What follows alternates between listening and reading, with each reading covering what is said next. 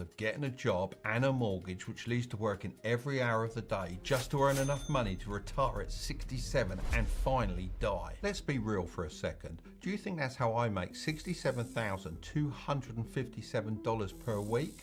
There is clearly something else going on. And no, I'm not talking about getting a high paid job or starting a side hustle. To achieve this, you need a way of making money that doesn't rely on you working day in, day out. It's called passive income. And here are 7 ideas I strongly suggest you consider, along with my ratings of each.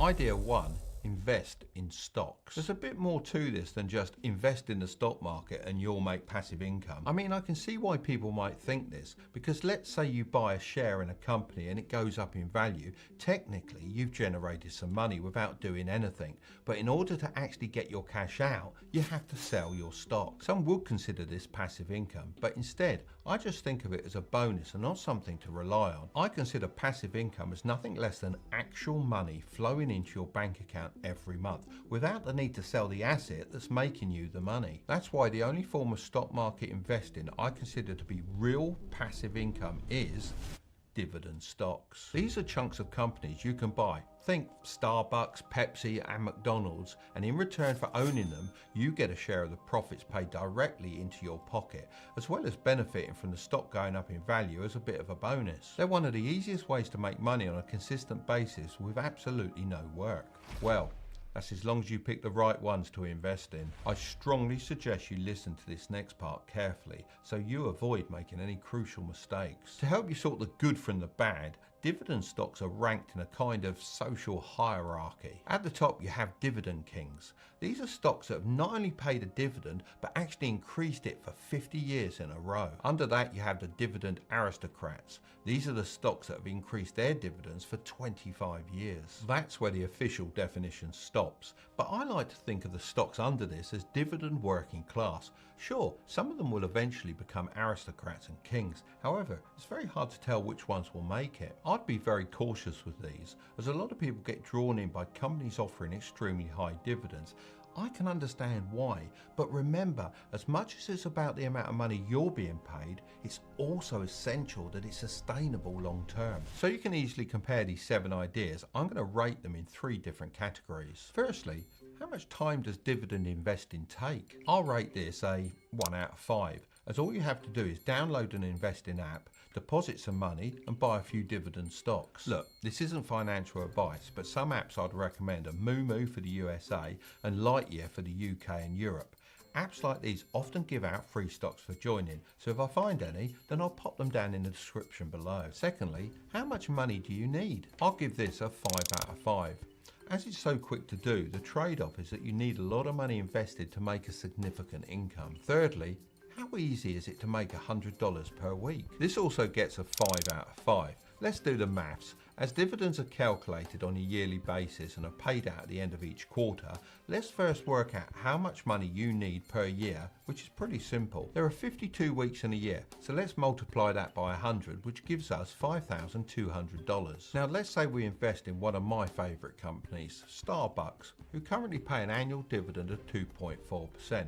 In order to make $5,200 per year or $100 per week, you would need to invest a grand total of, wait for it, $216,666. Now, I know what you're thinking. This sounds great for people that already have money, but what if I'm just starting out? In that case, it's a much better idea to use your time instead of your money to make passive income, which is what the next idea is all about. Idea 2, automate a side hustle. A lot of people don't understand the difference between a job and an automated side hustle. When I was younger, I had a friend called Jamie who had a small dog training business. He was fantastic at what he did. I remember him seeing tame the craziest of dogs. One day when we were sitting in the park, I asked him how much money he made, and I was surprised to find out he was only just getting by. It didn't really make sense to me how such a skilled person who obviously had a lot of value to give was unable to make the money he deserved. If we put aside the fact that he probably wasn't charging enough, we get to the real issue,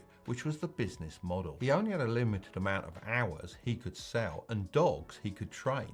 Therefore, he could only earn so much before his potential was capped, as at the time there was no way to automate and scale it. But now we have the internet, these little side hustles can become much more passive and make a lot more money. So how do you go from having a skill like Jamie to having an automated side hustle? Well, here's the steps I'd take, and I'm pretty sure I could turn a small side hustle like Jamie's into $1 million business nowadays. Firstly, you have to identify what you're really good at. Ideally, you should have some kind of unfair advantage, but this is where the majority of people get caught in the same trap as Jamie, as they start to sell every minute of their time for a small amount of money. Instead, you need to focus every waking hour on building a digital asset of some kind. For Jamie, this could have been a blog where he talked about training dogs, a manual for owners to train their own pets, or a course that teaches other people how to start a dog training side hustle. Secondly, when you've decided what kind of digital asset you want to build, you have to put it on the internet so that your future customers can find it. The best solution I've found for this is a tool called Hostinger, which is an all-in-one platform. I'm talking hosting, website builder, logo maker, and free domain name with annual plans. I personally choose this as the drag and drop website builder makes it so easy, as I don't have any coding skills. Then it's just a case of effectively advertising your digital product on social media. I'd highly recommend making viral TikToks about your product, as you can reach so many people without too much time and effort. So, how much time does automating a side hustle take? Well, if you're doing it on your own, I'd give it a 5 out of 5, as it does take a while to build the digital product, and then you have the added headache of making a website. However, if you do decide to use something like Hostinger, then I'd give this a 3 out of 5, as you don't need to worry about having any technical or design skills for the website, as you can just use the built-in AI website builder to make the website for you, or alternatively, you could use the designer-made templates, which is great news for a boomer like me. But for the people that are a bit more knowledgeable, you can further grow your website by choosing the WordPress option. Now let's talk about how much money you need. I'd give this a 1 out of 5. As this passive income idea is way more about spending your time than your money. It depends what digital product you want to build, but if it's just a course of some kind, you can do all of that on your laptop using a program like Canva. When it comes to hosting it on the internet, if you get Hostinger's 24-month plan, then it comes out at less than $3 a month. I've actually been using Hostinger for a while now, so I thought, as I was mentioning it so much in the video, why not reach out to them and see if I could get a discount? They actually did get back to me, so if you use the code Mark Tilbury, you'll get an additional 10% off. I'll leave a link in the description below. Finally, the part that everyone wants to know. How easy is it to make $100 a week? I'd give this a 1 out of 5. Because once you're up and running, let's say you price your digital product at $25, all you have to do is make 4 sales a week and you've made $100. So within a couple of weeks, you can make all your money back and then start making profit. This is easy enough if you're posting TikTok videos every day. You might even get a really viral one and end up making way more sales than you initially expected. And that brings me perfectly onto idea 3. Make online content. For decades, millions upon millions of dollars have been hoarded by the traditional media. I'm talking about the radio stations and television networks. The public had no idea how much money was in advertising until YouTube opened their doors for the public to create their own content. Then the curtain was well and truly lifted. The traditional media hate it, and that's why every opportunity they try and discredit social media. The people leveraging online content are dipping their hands into the previously extremely guarded money pot and rightfully taking their fair share. It still shocks me how some people don't understand how content creators make money. I mean, the concept of advertising is hundreds of years old, and online ads are far more trackable than just putting a random advert on the TV and hoping it increases a business's sales. Here's the best piece of advice I've received about social media. It's not if you do it, it's how well you do it. So how can we use it to make money? Well, it's like I previously mentioned, you can start a YouTube channel, and once you reach 1,000 subscribers and 4,000 watch hours, you can start getting paid from the adverts on your videos. Whenever I say this to people, they come back with something like, well, the people that succeed are just lucky. Maybe this was the case a couple of years ago, but now if your content's good and designed for the algorithm, you will be successful. The harsh truth is, too many people think their content is good when it's actually just terrible, and no one wants to tell them this. This is because they only ask family and friends who sugarcoat the truth to protect their feelings. If you want an honest judgment, you need to ask people who don't care about offending you. Care more about people who don't care about you. It's best to pick whatever you feel the most comfortable with, be that writing, taking photos, speaking into a microphone, or recording a full-blown video. As long as you can capture people's attention, then you're onto a winner. It's also worth mentioning that picking a niche is important. In the early days of the internet, you could get away with talking about anything and everything, but now there is so much competition that you need to specialize in something in particular. Think about it like your favorite TV show. Every time you tune in, you kind of know what to expect, similar characters, locations, and storylines. So you want to make sure your viewers know what kind of content you produce and put it out on a regular basis. This also makes it a lot easier for you to attract sponsorship opportunities. I like to think of every video I put on this channel as a little asset that will make me money for years to come. It also helps that it's extremely fun to make content. So how much time does content creation take? I'm going to give this a 5 out of 5 rating, as it's one of the most time-consuming things in the world. I'm not going to beat around the bush, but making content is a long, hard process. I mean, this video has probably taken us more than 5 days to produce. However, the upsides are worth it in my opinion. Just think, the harder that something is to do, the less competition you actually have. Now, how much money do you need? This is a 1 out of 5, as you really don't need much to start. I see way too many people buying the latest equipment or going on crazy long courses to learn how to create content. This is a terrible idea. You just need to become an avid consumer of whatever you want to create. Take the good parts from all of those different things and then mix them with your own ideas. There's a great book about this called Still Like an Artist. Most importantly, how easy is it to make $100 a week? Well, this has to be a 1 out of 5 too. Within a couple of months of starting this YouTube channel, it was able to make more than $100 per day, and you can do the same. No wonder the traditional media wanted to hoard all this money for themselves. The opportunity is insane. Idea 4, start private investing. Now, I want you to imagine you're an investor on Shark Tank. An entrepreneur walks in with an incredible business you think you can help with, and they're looking for some money to expand.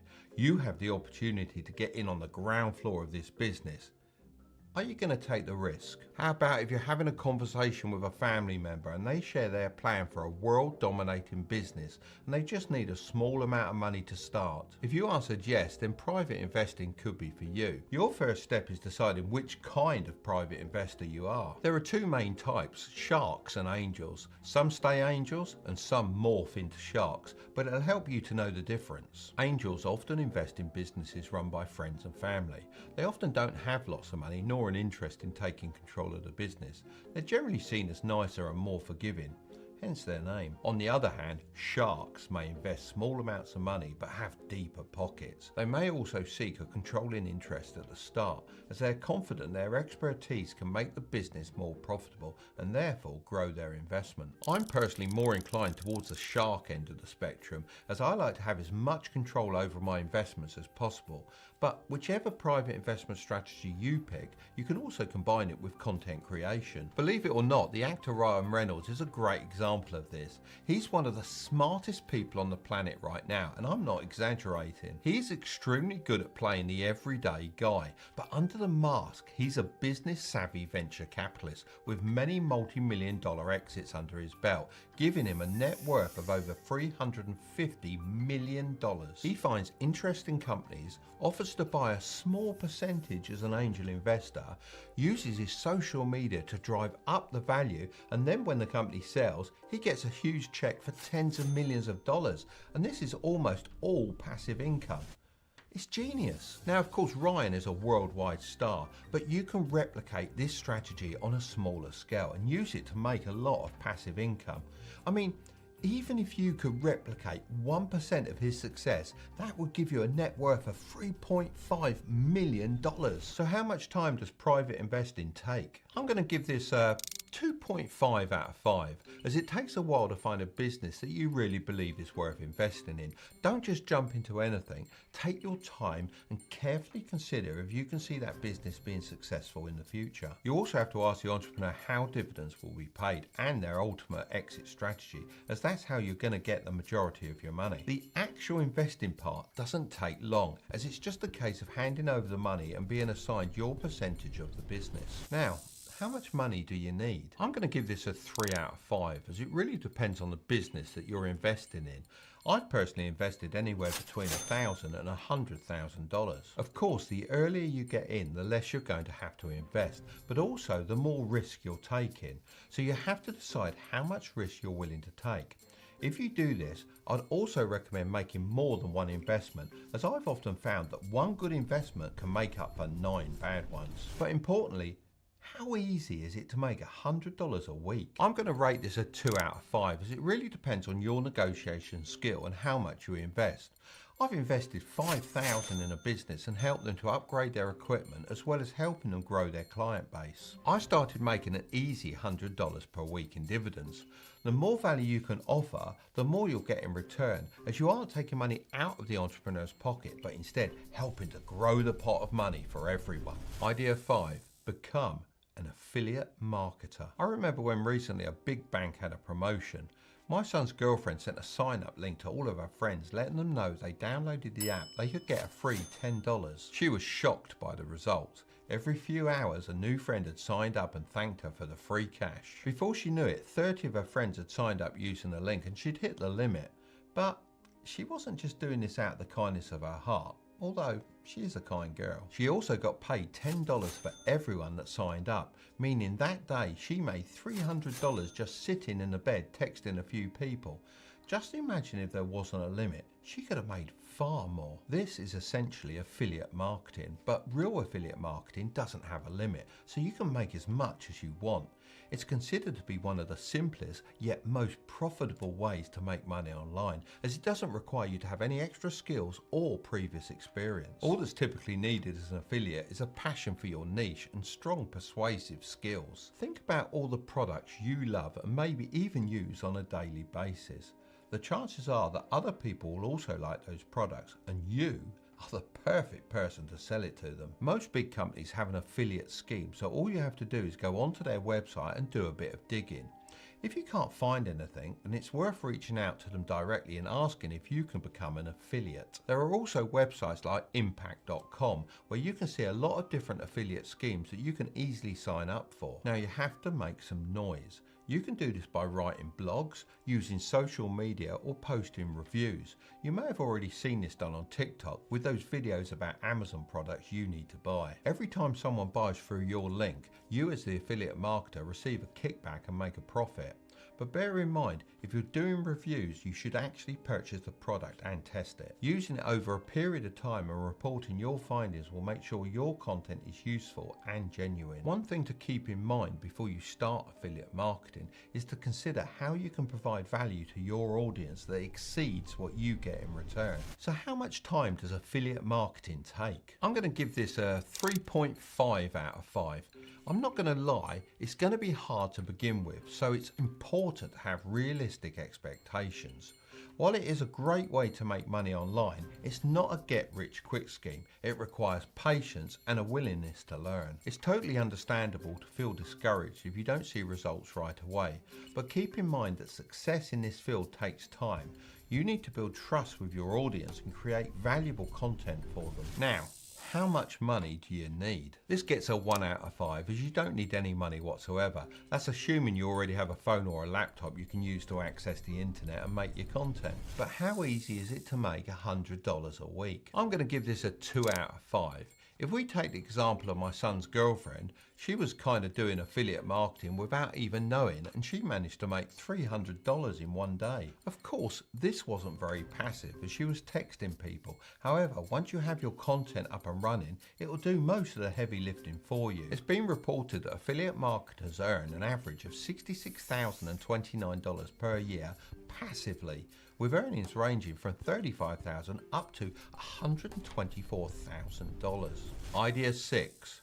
Create a digital tool. My best friend decided to do this, and now he's a multi-millionaire who spends more time on vacation with his wife than he does at home. He noticed a gap in the market for a digital tool that helped large membership organizations keep track of all their customers' data. At first, he decided to sell his software as a one-time purchase. However, he always had to search for a new customer. When he made the switch to a subscription-based model, he was able to make a very predictable amount of passive income every month. Well, I say passive income, of course he still had to offer support to his customers, but eventually he hired people to do this for him and was completely hands-off. He later went on to sell his business for multiple millions. Before you start thinking you have to be some kind of nerd to create a digital tool, hear me out. The most important thing to do is to identify a problem that needs solving. Often you find people who have the ability to code aren't that creative and need a lot of direction. So if you can't code, then you can be the ideas person, the business brain behind the talent. You then need to pick the customers your software is going to serve. There are two main categories, business or consumers. Serving other businesses is often seen as the least risky, and you can make more money per customer. When you've got this, you'll really be able to see how people respond to your solution. You've got to make sure you aren't too attached to your ideas, as you may find it doesn't actually fix the problem you intended. Therefore, it's very important to be able to adapt your digital tool after receiving criticism. Even if this isn't something you think you can start right now, it's worth just noting down problems you see businesses are facing, just in case you stumble upon a solution no one has thought of before. So how much time does creating a digital tool take? I'm going to give this a 5 out of 5. Not only does the process of coming up with the idea take a long time, so does the testing and the building of the tool. So if you decide to go down this route, I don't want you to be under any illusions. Variables. And thirdly, execute your plan successfully. It's really that straightforward, but most people don't even get past step 1. To be honest, 30% of people have probably clicked off this video, probably because retirement sounds too old school for them. However, you might not actually want to retire early. I'll explain why towards the end. Well, that's for the few of you that make it that far. Step 1. Calculate the real numbers. How much do I need to retire? This is one of the most searched questions on the internet, and no one seems to be able to give the real answer. It's no surprise that lots of people are turning to the internet, as the school system has left us in the dark. They're only interested in pushing us into the workforce so that society can exploit us for our time and labour. If most people actually knew the answer to how much they need to retire, then there'd probably be an uproar. That's because millennials and Gen Zs are reportedly going to have to work longer than any other generation. The sad truth is many people are deluded. Some think they'll enjoy round the world cruises on the back of saving $50 a month. Others believe they'll need so much money that quitting work is an unrealistic fantasy. Most people are hurtling towards a harsh reality check without even knowing it. It's not their fault, as they've been set up to fail. Retirement was much more achievable in my day. However, that's why it's so important to calculate the real numbers now so you're at an advantage. This is kind of like the first step of any road trip, setting the destination on your navigation system. Without it, how are you going to head in the right direction? Right, I'm going to cut through all the confusion online. You just need to focus on the rule of 300. This rule is so powerful that it allows you to jump forward in time and calculate how much money future you will need to quit your job and still pay the bills. It's simple. All you have to do is add up your monthly expenses and multiply them by 300. This means if you currently spend $1,000 per month, then you'll need $300,000 saved. If you spend $1,500 a month, this will mean you need $450,000 in your account. If you spend $3,000 a month, you'll require $900,000 and so on. You get the idea. Now I know what you're thinking. How much? But let's say you do need $900,000. You don't have to save all of that. I'll reveal later how you can use the power of compound interest and only have to save around $110,000. The rule of 300 is based on the ability to safely withdraw 4% per year from your savings. The idea is that if you put your money in the correct places, then it will grow by more than 4% per year, allowing you to take from your pot without it running out. It's a bit like Hermione's magic bag in Harry Potter. I know this sounds great, but it's very important. This is just a rule of thumb and not scientific law like gravity. I mean, it's pretty impossible to accurately predict the future, as there are so many different factors that we can't take into account. If anyone tells you otherwise, then they're trying to sell you something. So yes, stock market conditions and inflation could have an impact on your final freedom figure. However, I still think it's a good idea to use the rule of 300 as a guide and adapt it as you go. Now you've figured out your destination, you can start increasing your odds in getting there. Which brings me on to step 2. Manage the variables. Just as you need to use the steering wheel, brakes and accelerator in a car to navigate the roads, you need to use these 5 variables to achieve your retirement goal. Variable 1 is, of course, income. I highly suggest that you increase your income as soon as possible. This is your accelerator, and if you're making more than the average, you'll be able to retire before most people. In my late teens, I had an income problem. After leaving school at 16, I just wasn't making enough money to pay my rent and go out with my friends, let alone save for retirement, so I devised a plan to get a pay rise. You see, I was working part-time in a radio-controlled model shop, earning next to nothing. I thought to myself, how can I get the owner to pay me more for the same work? For the next couple of weeks, I worked my socks off and I kept track of all the sales I made. I remember writing down every detail in a little notepad. When I got a chance, I sat down and I looked at all my notes and compared them with what the shop had sold in that period. One thing became very obvious. I was making all the radio-controlled helicopter sales because of my expertise in flying them. That's when it hit me. I was valuable to my boss because without me, he couldn't sell any helicopters. Now I had this information, I felt confident I could approach him and ask for a raise. I clearly explained my value to the business and asked for the increase in pay I wanted. I remember him staring at me blankly for a couple of seconds. I thought I'd offended him until he let out a little grunt and a nod of his head, agreeing to pay me exactly what I'd asked for. Although this was a long time ago, the principle remains the same now.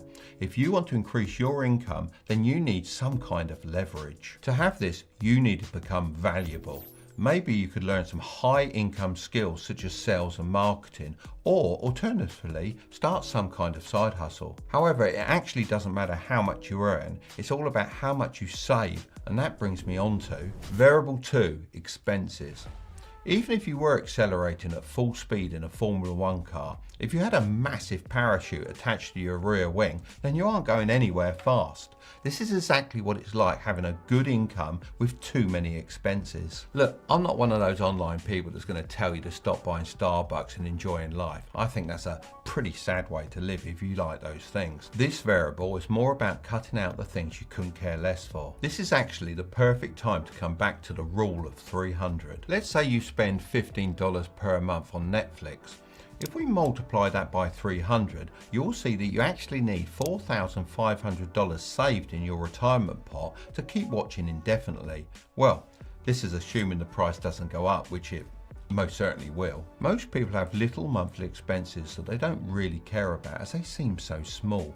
But if you apply them to the rule of 300, then those small expenses actually add up very quickly. As well as cutting out little expenses, I also highly suggest being smart about the larger ones. I'm talking about rent, mortgages and car payments. These are the biggest silent wealth killers as they're a huge drain on your finances every single month.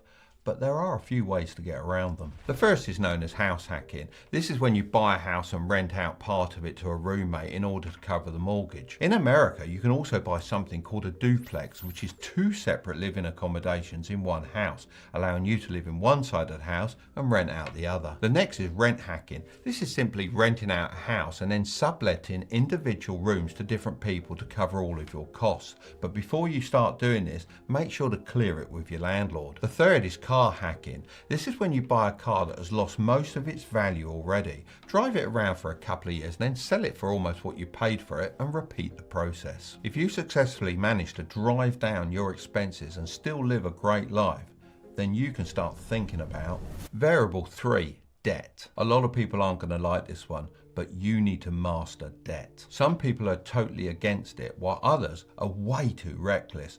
I've always been somewhere in between the two extremes. It's kind of like the fuel in your car. It can be very useful, but it can also explode if you're not careful. Managing debt is crucial for retirement planning because carrying too much bad debt can eat away at your savings and make it difficult to achieve your retirement goals. On the other hand, using good debt strategically can help you build wealth and increase your income, which can lead to an earlier retirement.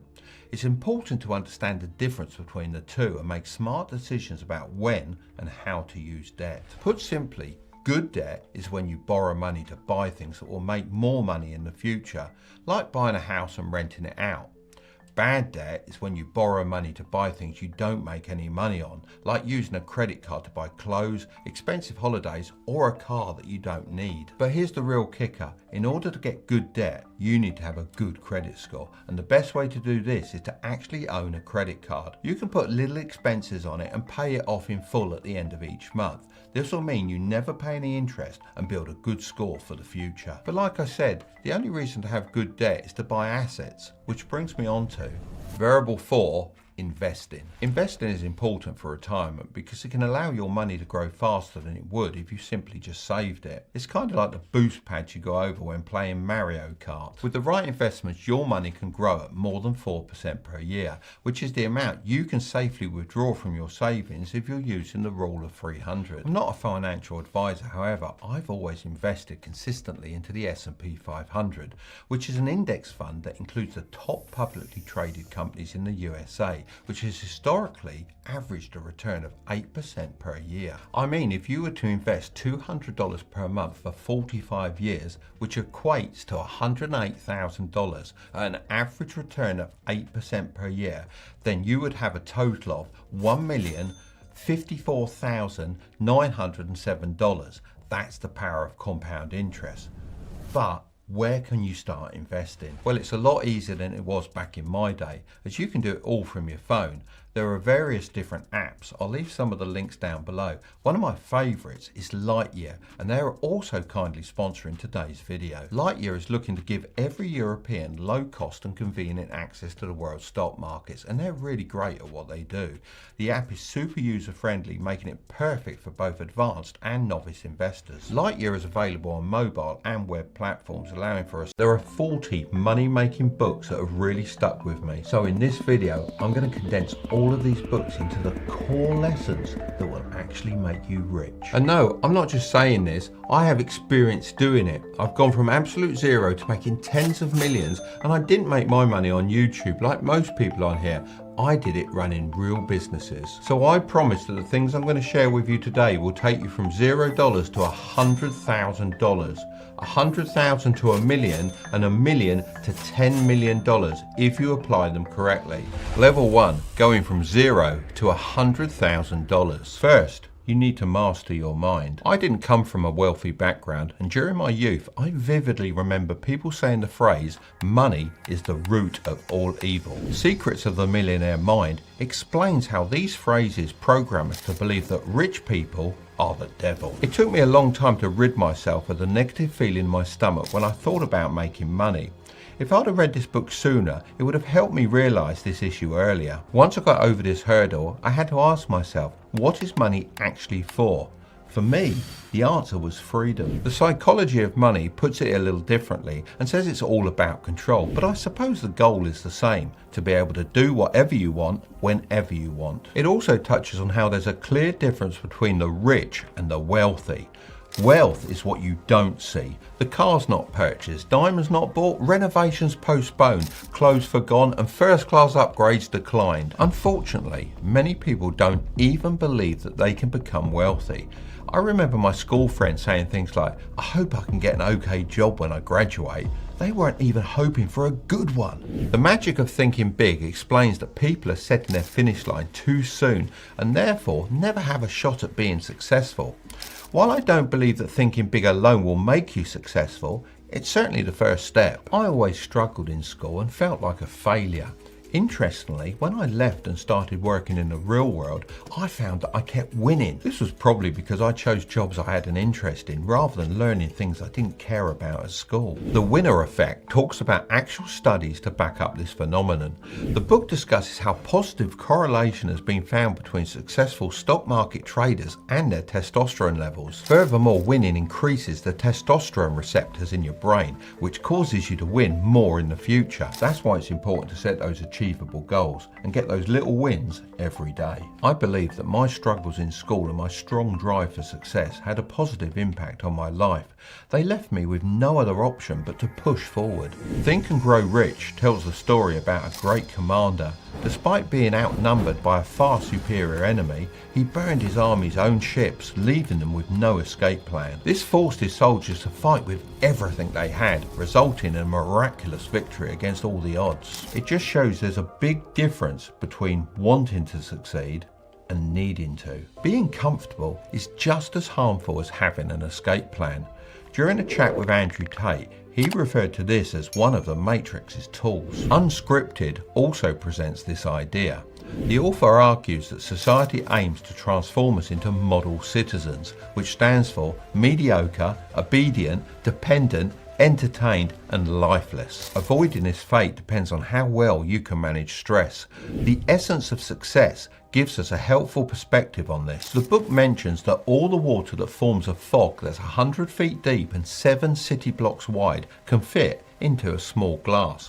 Whenever I feel stressed, I like to imagine drinking this water and using it as fuel. Now you can develop great habits. Stress can also come from factors outside our control. For this reason, I've made a conscious effort throughout my life to only focus on things that I can directly impact. Atomic Habits reveals that many people fixate on the end goal, which they have no control over, rather than the process of achieving it, which is completely in their hands. I found the author's habit stacking technique to be particularly helpful for forming new habits. It involves pairing a new habit with an existing one, so both are completed at the same time. However, most people just keep putting things off and never form good habits.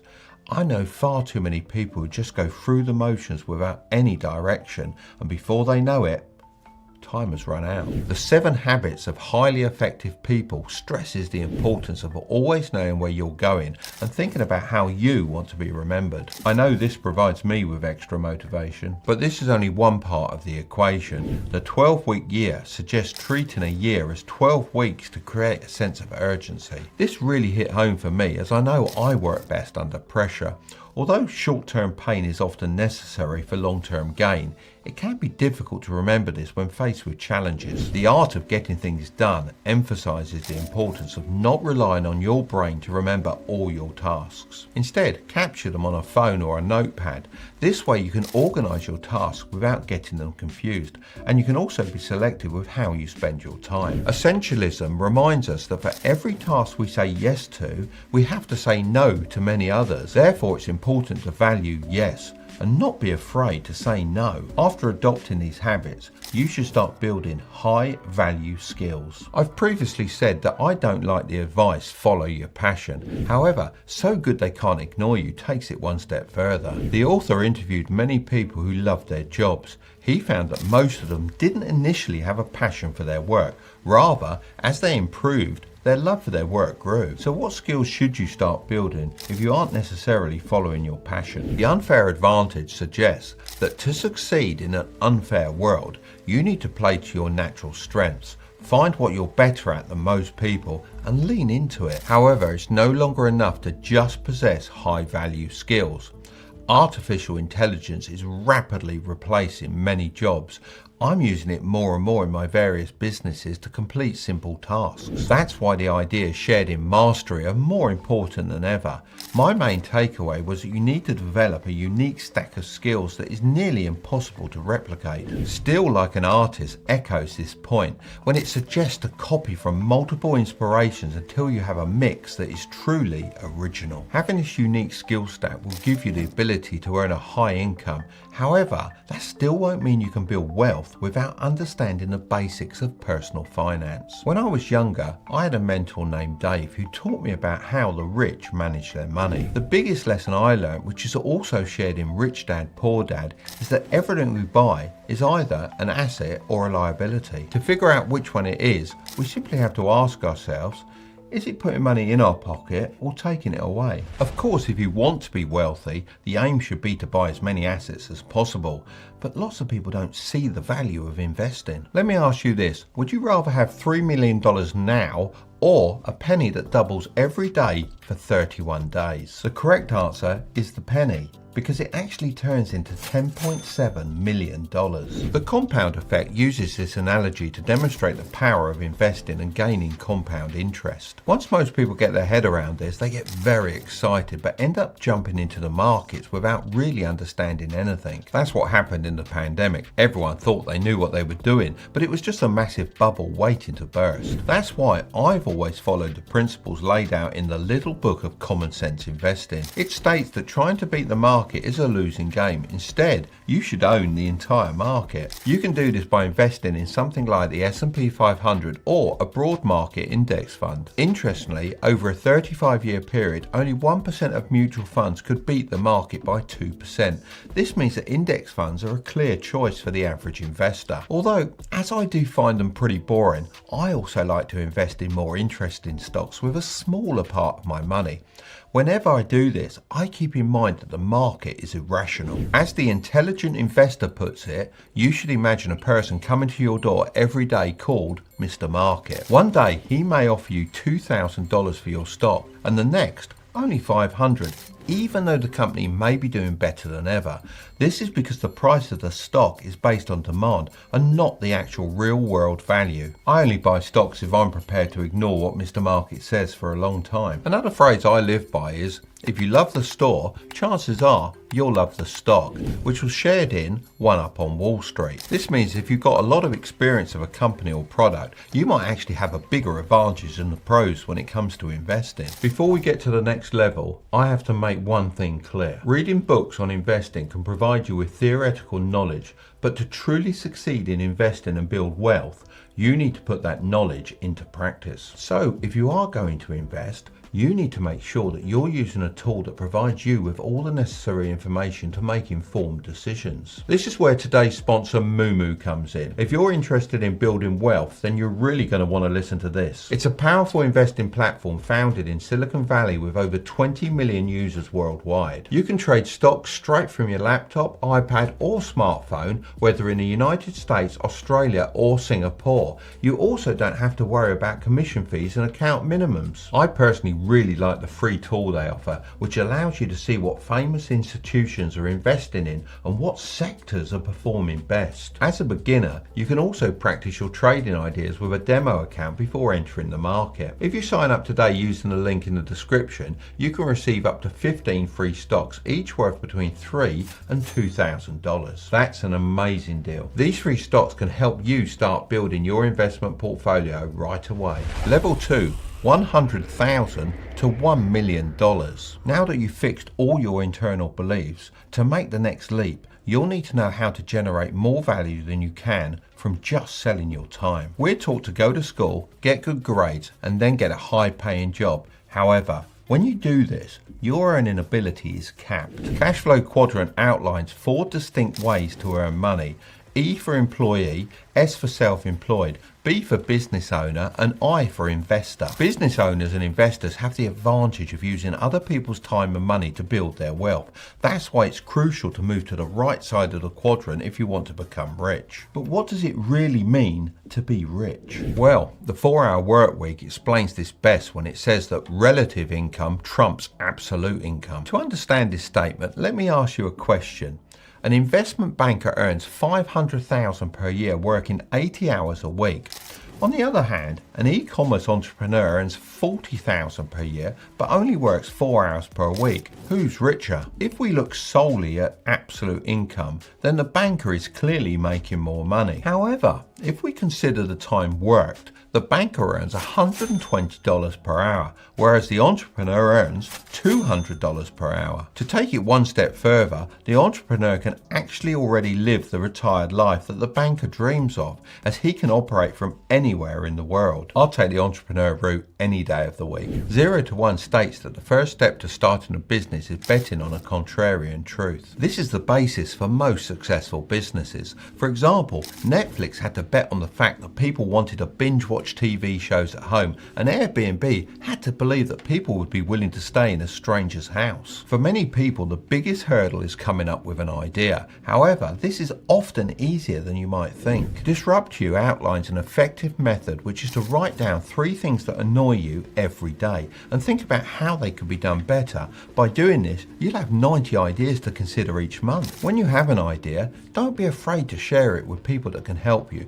People tend to be too protective of their plans, but the truth is that an idea alone is usually not that great. The lean startup emphasizes the importance of execution and the use of the build, measure, learn feedback loop. This approach ensures that you don't create something nobody wants and allows you to pivot and adapt your idea as you go. There was an interesting study conducted on 108 new businesses across 30 industries.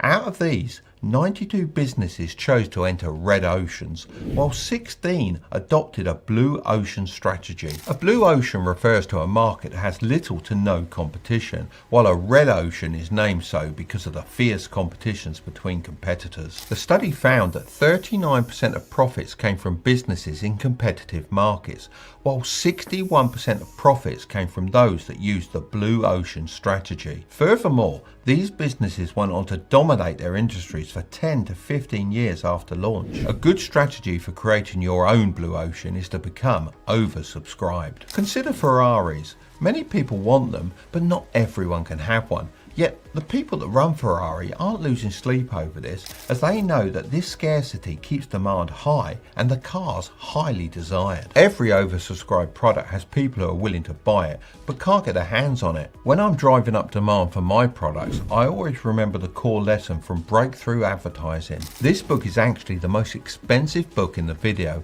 It states that you can't manufacture desires. Instead, your job is to create a product that fulfills $2 on a sweet treat and $1.40 on unwanted subscriptions every day, then that's the same as spending $10,000 every single year. This is the reality for most people. As soon as they get paid, the money just seems to disappear, and that's because they don't have a paycheck routine. This is so important because being careful with my money in my late teens and early 20s was the thing that enabled me to become the first millionaire in my family. So in this video, I'm going to be talking about the 5 things I did every time I got paid, so you can apply them too and hopefully achieve even better results. This will not only help you save extra money, but also build your wealth. And the beauty of all of this, you won't have to work any harder than you currently do. Right, let's imagine you've just been paid. The first thing you should do is separate your wants and needs.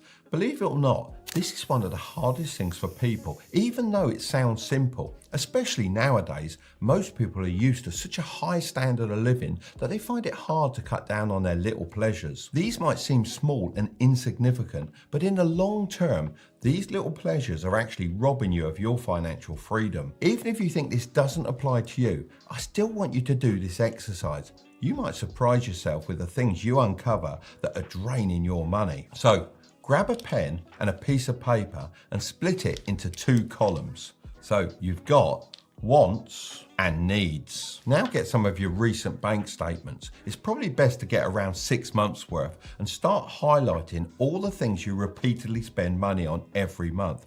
For now, let's ignore the one-off purchases. Unless you're repeatedly buying a lot of random stuff, then this shouldn't be a huge issue. I'm more interested in focusing on those little purchases that stack up over time. Once you finish doing that, it's time to sort them into the correct column.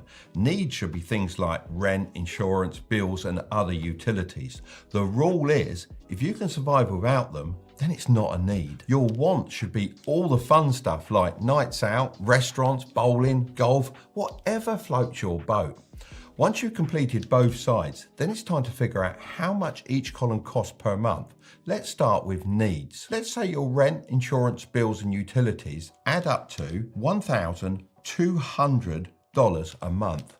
This is the bare minimum you need to get by each month, also known as your financial baseline. Once you know your baseline, subtract it from your monthly income to see how much you've got left over. Many people say your financial baseline should be under 50% of your total income, but to be completely honest with you, I think it should be closer to 25%. Now, don't treat this needs column as something you can't change, as there are things you can do to bring down the costs, but still meet all your basic needs. You might need a car, for example, but it's worth asking yourself, do you need a car that costs so much? The same goes for where you live. Some apartments can be mega expensive nowadays, especially in city locations, but this is where you need to start weighing things up. Would it be cheaper to commute each day? Probably. So consider moving somewhere that you can actually afford. I mean, if you can share a house for a year to save up some money that you can invest, which could help you buy your dream home, why wouldn't you? Look, maybe you don't want to cut back anymore, and that's completely fine, but it's worth seeing if there are some areas you can save money without impacting the quality of your life too much. If you can't reduce your bills, you're going to have to increase your income, which is completely possible by getting a promotion or starting a side hustle. Remember, your earning potential is always higher than your saving potential. I know making your needs cost less than 25% of your paycheck might sound a bit impossible right now, and how it might sound coming from a boomer millionaire, but I really do understand what it's like to earn very little. I didn't grow up wealthy, and it took me a considerable amount of time to boost my income to hit a financial baseline of 25% of my salary. But trust me, if I can do it, so can you, especially with all the online side hustle opportunities you can take advantage of. So don't think I'm just saying if you're poor then just earn more money. I understand there is much more to it than that. Just treat my 25% rule as a target to work towards. Now for the wants column. Add them all up and subtract them from your wage. Ideally, this should be below 25% of your paycheck because we need a decent amount of money for the next steps to start getting you ahead. The second place your money should be going is into a high interest savings account. So in an ideal world, you'll have about 50% of your paycheck left at this point. Most people would just tell you to save all of it. However, that's not going to help you build your wealth. Instead, I recommend sending 20% into a high interest savings account. It's best to use a different bank to your everyday account, as otherwise it's just too tempting to spend it. Some great options are Chase in the UK and Ally Bank in America. I say high interest, but that's all dependent on when you're watching this video. Currently, my savings account gets around 4% interest a year, which is definitely better than my current account, which is around 0.05%. I know some of you are already commenting, I know a bank account with 7% interest. Don't get me wrong, this is great as long as you don't have to lock away your money for a set amount of time and the bank is reliable. The whole purpose of this savings account is to act as a safety net that you can withdraw money from in an emergency. It's not there to make you money. So locking it away for a set amount of time actually completely goes against the point of doing this. I can't even begin to tell you how important it is to have a safety net. Now, I know you've probably heard this 1,000 times, but that's because it's great advice.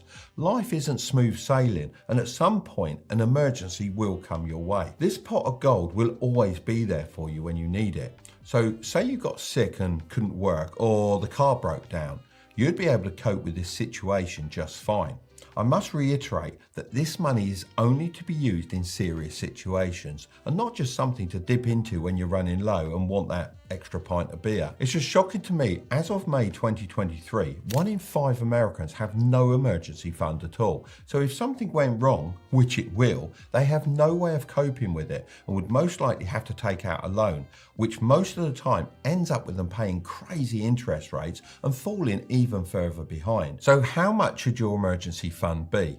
Well, I'd say your emergency fund should be 3 to 5 months of your baseline figure that we discussed earlier.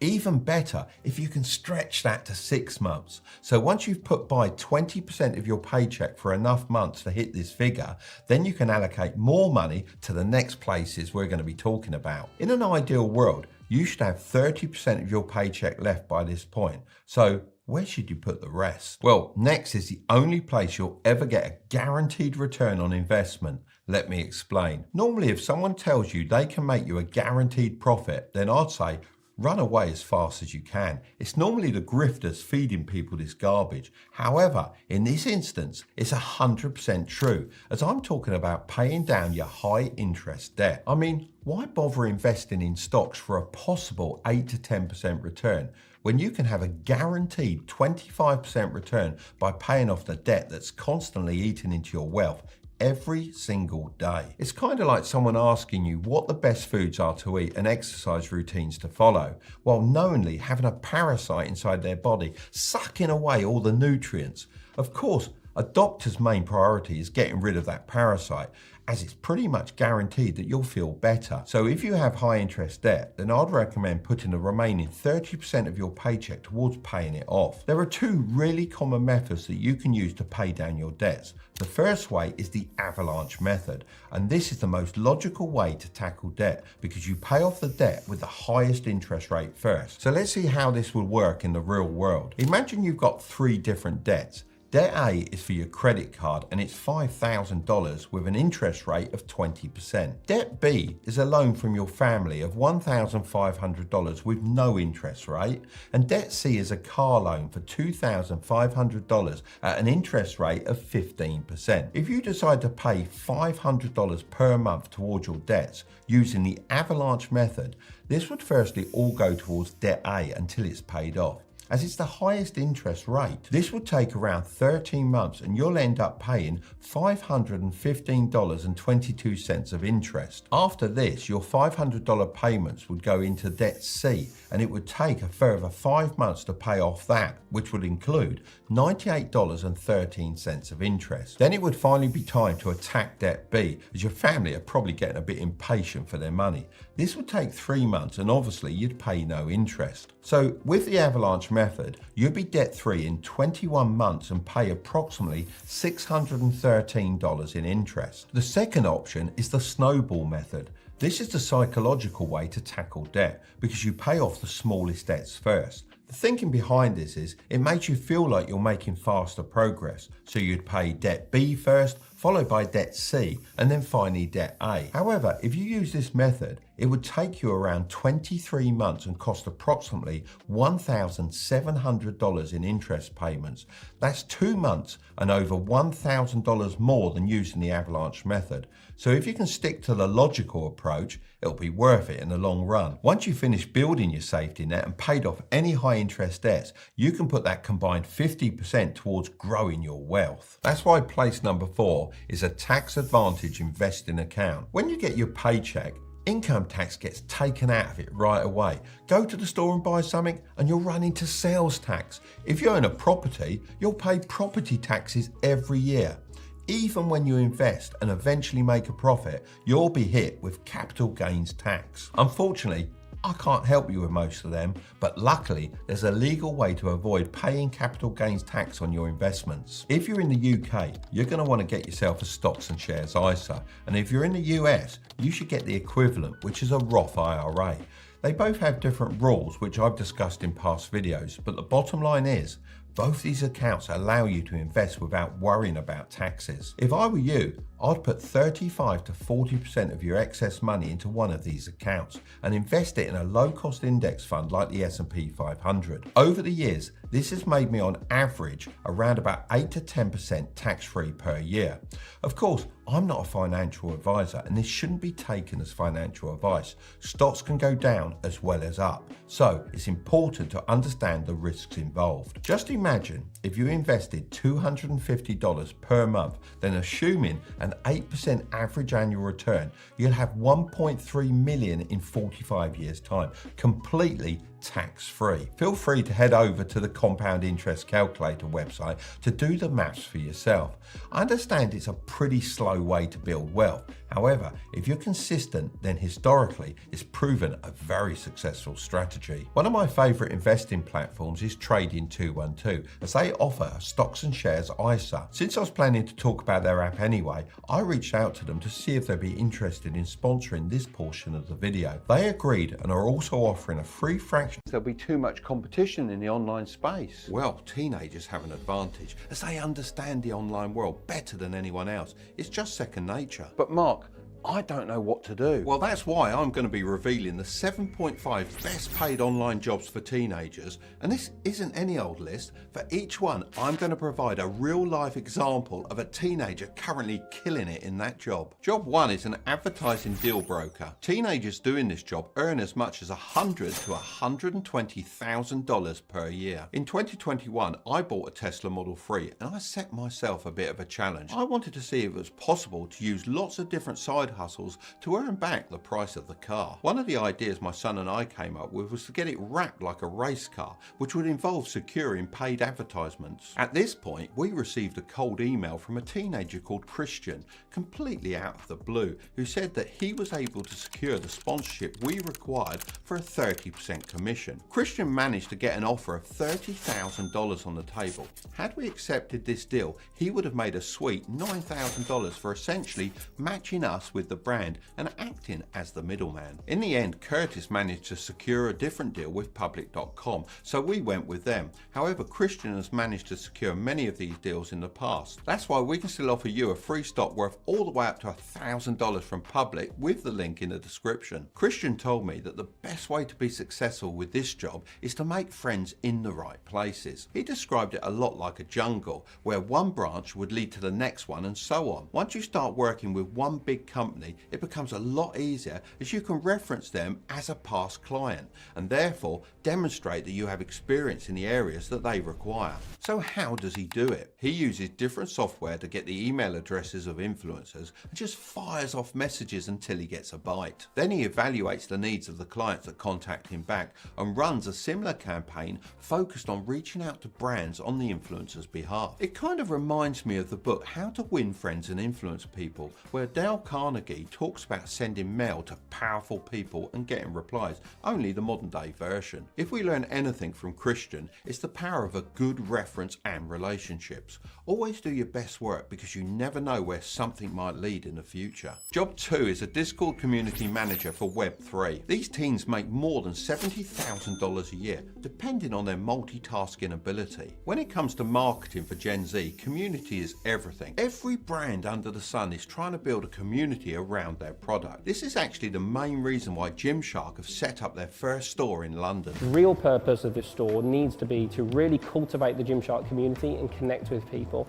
Now, if you've ever used Discord, then you've probably met a community manager. They're like the glue that holds everything together. I know a guy called Harry who hires community managers. He said that he wouldn't bat an eyelid at paying more than $2,000 per week if they were good at the job and represented the brand in a positive light. Additionally, if you're good at multitasking, there's nothing stopping you from being a community manager for 3 or 4 projects at the same time, which means big money. The job of the community manager is to be on the front line. You have to tell the story of the brand, be customer service and support, as well as supporting people when they're down and paying attention to global events. You need to be able to pause your schedule, be active when people are looking for you, and listen when people need your attention. Above all, you have to be the voice of the CEO, but not always speak on behalf of the company. Job 3 is writing scripts for content creators. These teens can earn upwards of $100,000, but can go a lot higher depending on the type of content and your experience. Words can make you sound smart, or they can do the opposite, depending on how they're deployed. That's why businesses hire copywriters, basically salesmen in print. Copywriters can make insane amounts of money.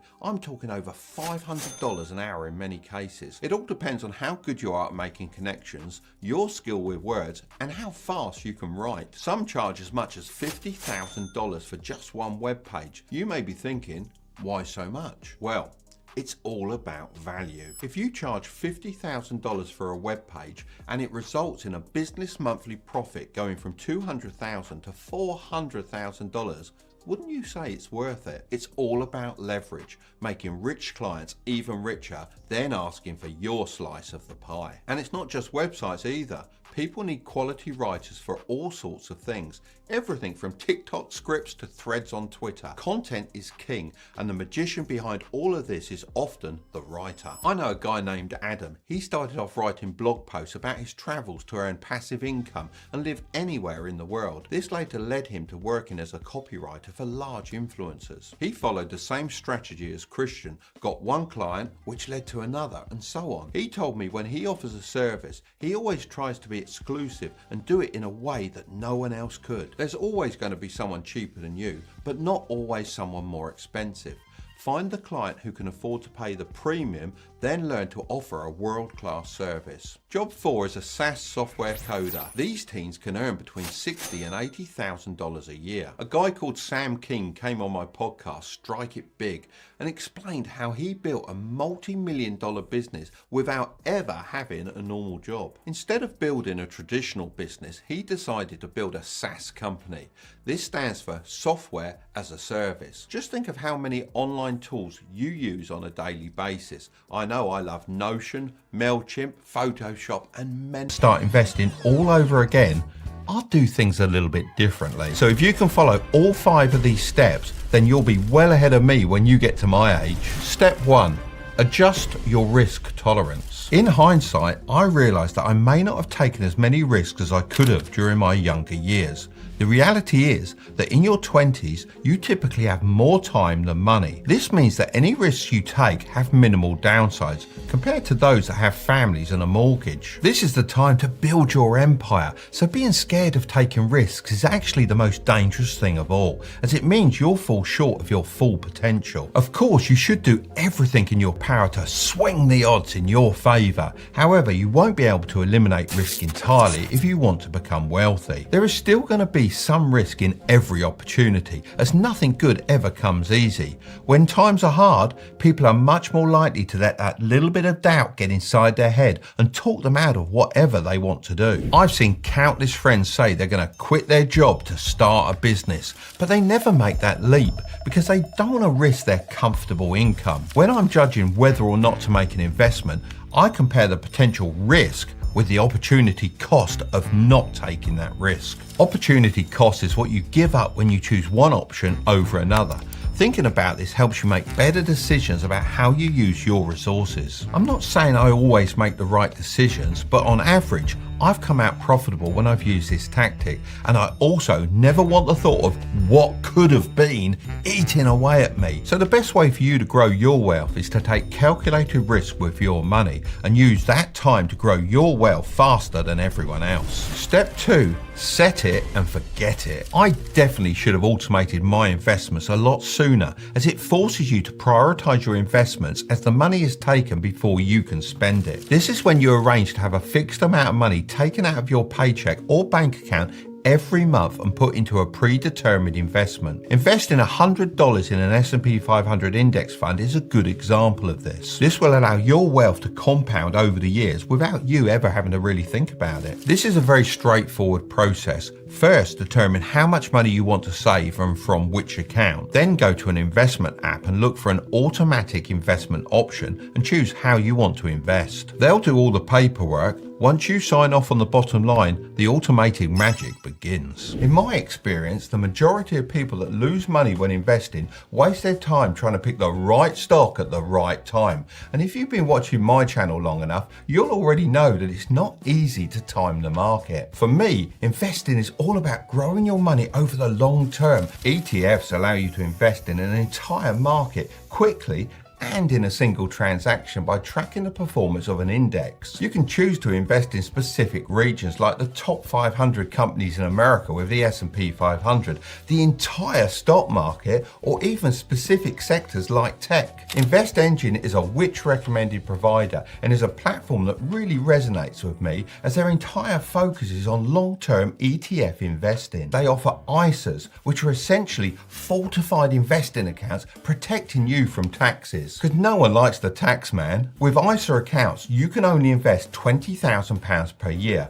but any profits you make can be withdrawn completely tax-free. So I definitely recommend creating an ISA account with them and protecting your returns. If you sign up to Invest Engine today using my link, you'll receive a £25 welcome bonus when you invest your first £100. So you can get a 25% return on your money from the start. They even have an auto invest feature which invests any cash that hits your portfolio straight into the ETFs you pick, so you really can set it and forget it. Thanks Invest Engine for sponsoring this portion of the video. Step 3. Avoid temptation. I understand why people were drawn into the crazy crypto investments a couple of years ago, as this was similar to penny stocks back in my day. When there's a craze like this happening, lots of people feel like if they don't invest, they'll lose out on an amazing opportunity. So they start investing in things without fully understanding them. This has to be one of the most risky things that you could ever do, and it's probably the biggest investing mistake I see people making. I speak from experience. I made a few lucky investments in penny stocks when I was younger, and had I continued on that path, I would have lost everything. To be more exact, I had the opportunity to invest in a big group with a couple of billionaire friends. Everything they touched seemed to turn to gold. I can't reveal